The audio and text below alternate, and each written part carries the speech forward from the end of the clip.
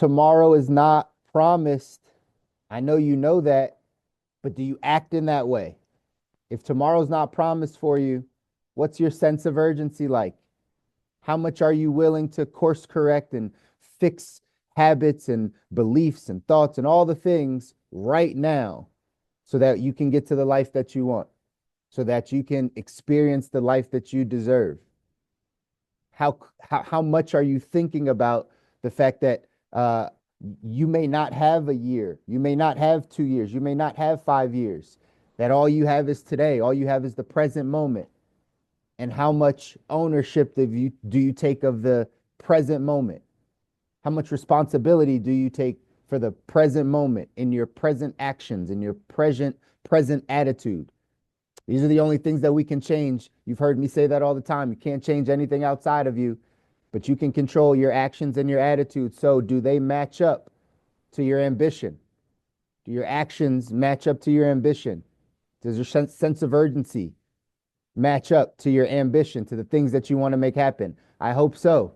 Remember, these are reminders. These are things that we got to remember. Some of this for us is unlearning, right? Some of this for us is just an unlearning. We've been taught a certain way. We've been thinking about things a certain way. So guess what? We got to unlearn and relearn. Unlearn and relearn. That's what this is about. You hear these messages and then you got to apply them in your life. You got to apply them in your life. Some things you might have heard in there, right? ET said, dream big, but start small. It's such a simple message, such a simple message. But how much do we do that?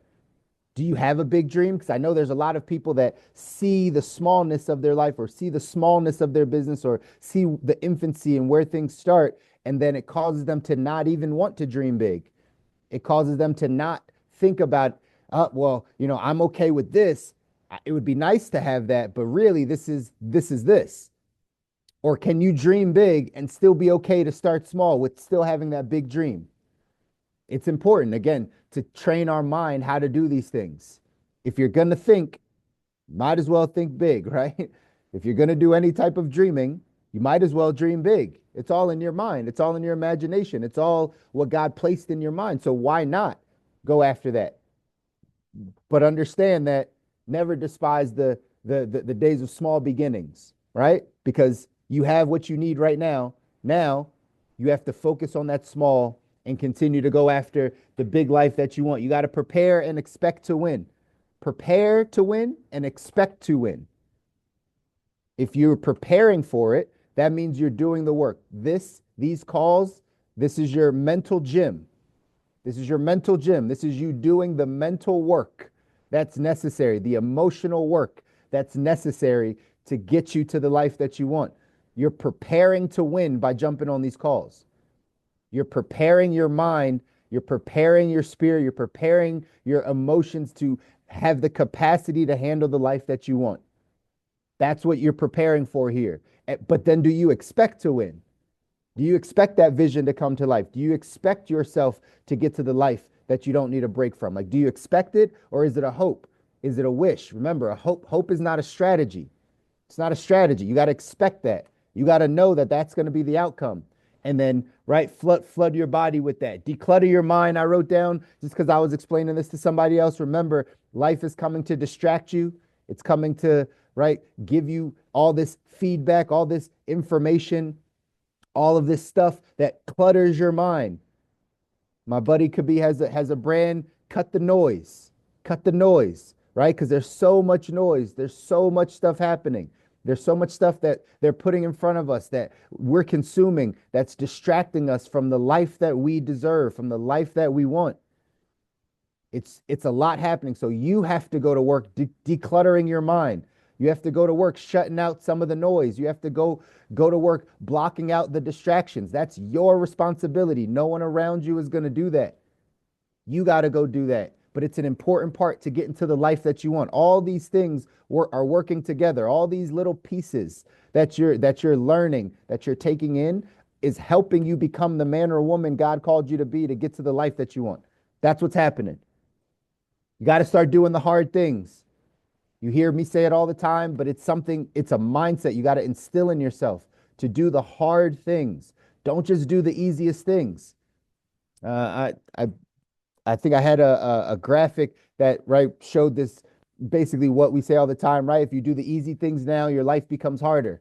If you do the hard things now, your life gets easier. But it showed it in a way that people, visually you could understand. But that's a principle of life that you have got to adapt if you want to get to the life that you don't need a break from, right? You got to adapt the principle of do the hard things now. Make your life hard. Like you make it hard. Don't believe that your life is hard from circumstances, right? Make your life hard. Do the hard thing so that life becomes easy. I'll give you a quick example, right? Quick example. Me and my wife are having some conversations, some healthy debates about some things, right? Not always on the same page about things, and we're talking. And those conversations become really tough after a while. And we always have a choice. We always have a choice that we can say, you know what? Let's just put this to the side. Let's just do the easy thing, which is not confront this, not have this crucial conversation, not face this thing head on. Why? Because it's really hard to do that. It's really hard. It's emotionally hard. It's mentally hard. You don't want to get into these, right? These types of healthy disagreements all the time because it takes an emotional toll. Any of you that are married understand these things, right? It takes an emotional toll. But when you choose to face it head on and say, we're not going to push this off for a week, we're not going to push it off for a month, we're not going to wait until our next therapy session, whatever. We're not going to do that. We're going to talk about this now. We're going to talk about this tomorrow. Let's put this on the calendar and let's go out tomorrow and let's talk about this. That's doing the hard things so our marriage can be easier. Little examples like that.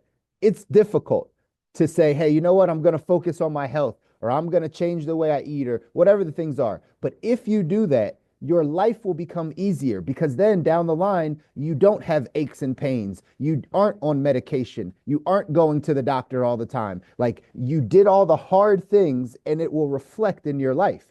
This is a principle. This is how you have to live your life in all the areas. You have to sacrifice first in order to get the reward. So you have to train your body, train your mind to do hard things first. And then life becomes easier. All of this being said, the number one thing, you got to take responsibility for your life. That's it.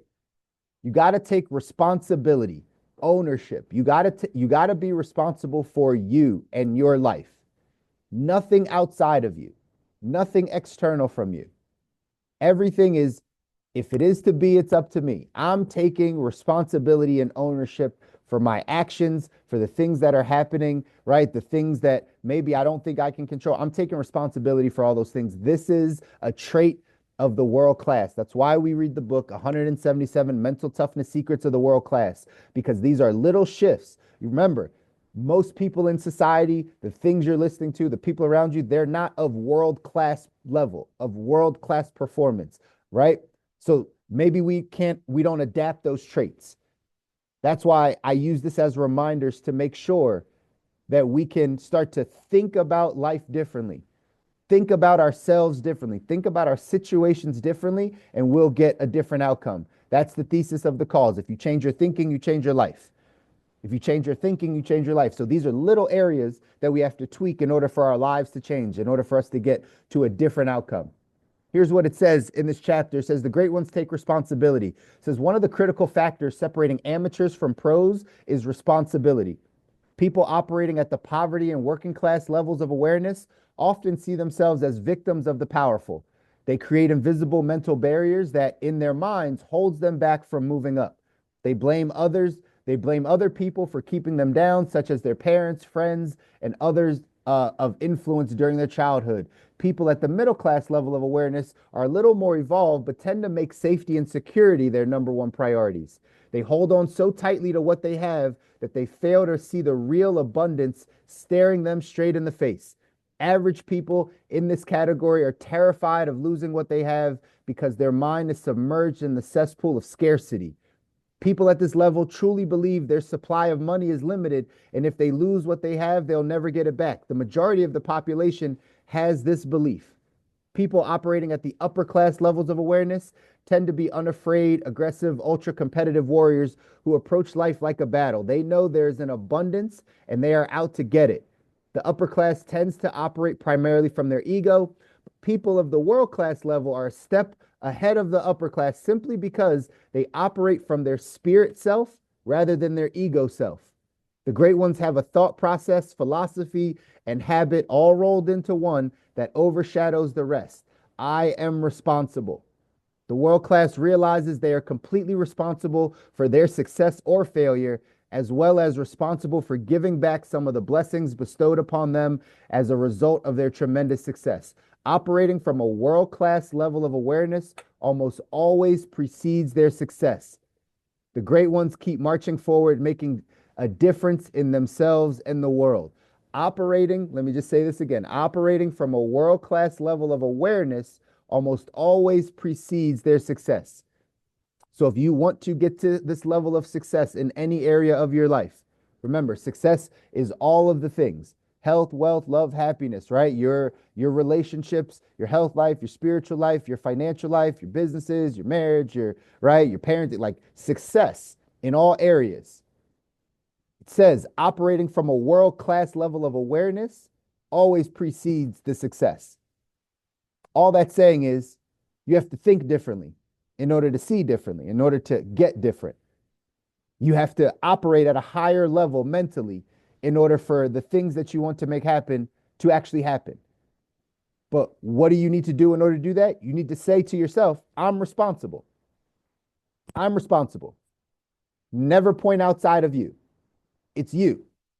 Sometimes this is hard to understand. And sometimes we know it's not us, right? Like it's other things, it's this situation, that situation. I get it. And if you just train yourself how to say, I'm responsible.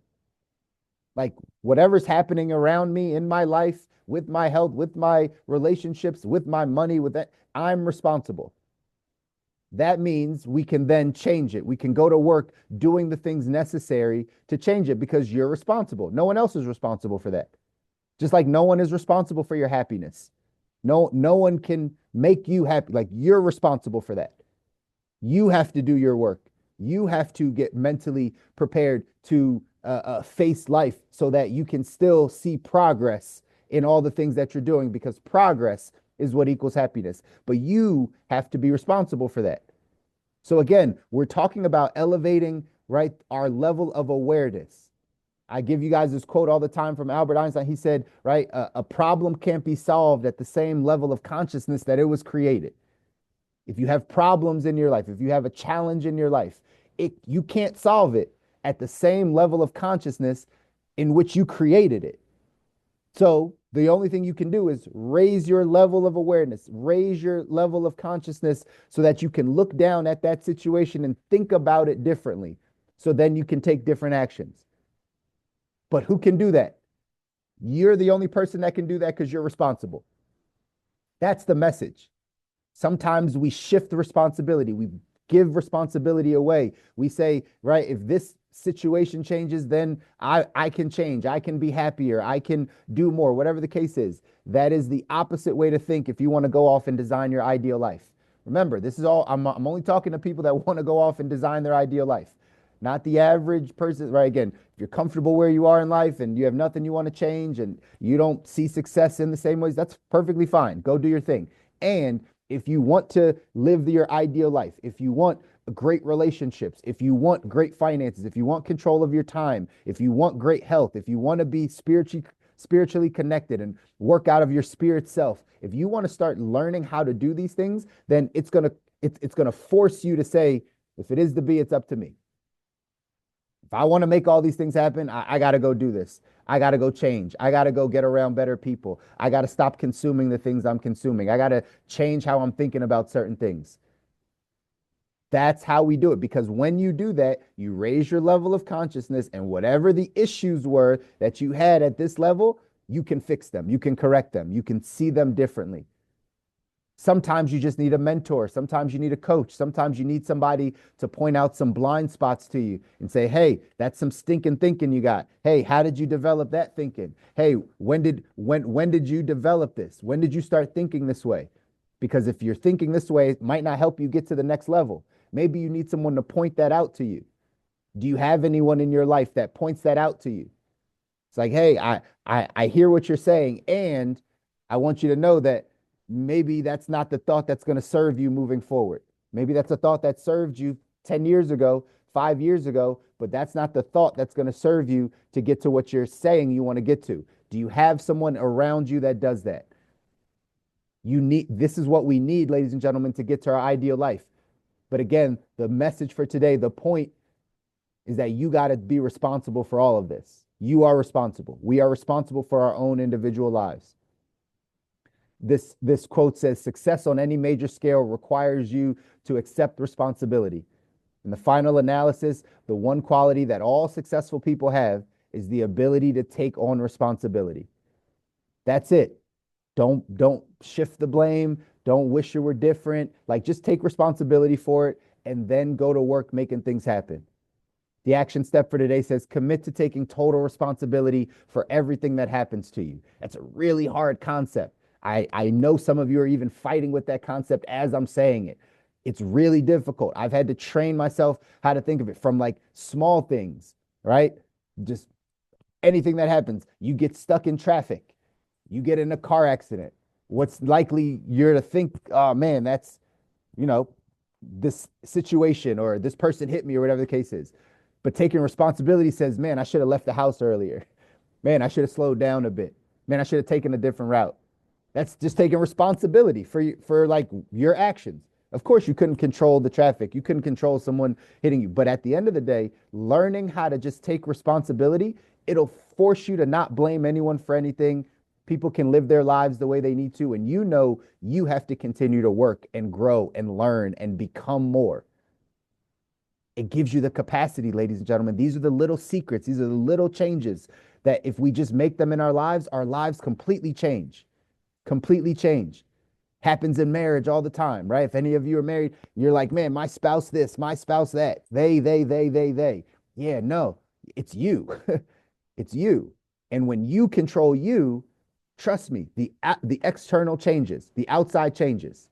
So the action step says, again, commit to taking total responsibility for everything that happens to you. This one change in thinking has the power to launch you to the world-class level faster than any other single idea.